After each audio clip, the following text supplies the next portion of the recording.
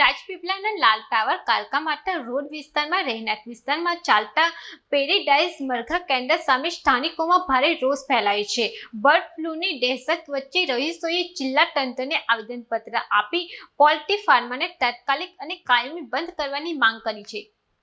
Bird ફ્લૂની દહેશત વચ્ચે રાજપીપળાના લાલ tower કાળકા માતા રોડ વિસ્તારમાં રહેણાંક વિસ્તારમાં ચાલતા પેરેડાઇઝ મરઘા કેન્દ્ર સામે સ્થાનિકોમાં ભારે રોષ ફાટી નીકળ્યો છે। રહીશોએ જિલ્લા તંત્રને આવેદનપત્ર આપી પોલ્ટ્રી ફાર્મને તાત્કાલિક અને કાયમી ધોરણે બંધ કરવાની માંગ કરી છે। સ્થાનિકોના જણાવ્યા મુજબ પોલ્ટ્રી ફાર્મમાંથી લાંબા સમયથી ગંદકી, દુર્ગંધ અને પ્રદૂષણ ફેલાઈ રહ્યું છે, જેના કારણે આરોગ્ય પર ગંભીર અસર પડી રહી છે।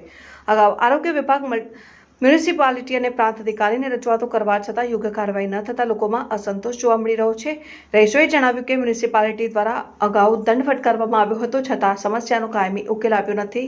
હાલ બર્ડ ફ્લૂના વધતા ખતરા વચ્ચે વિસ્તારમાં ભયનો માહોલ ફેલાયો છે। ઘટનાની ગંભીરતાને ધ્યાનમાં લઈ પ્રાંત અધિકારી સ્થળ ઉપર પહોંચ્યા હતા અને યોગ્ય કાર્યવાહી કરવાની ખાતરી આપી હતી। વિડીયો જર્નાલિસ્ટ સર્જન વસાવા સાથે સત્યા ટીવી ન્યૂઝ, ડેડિયાપાડા।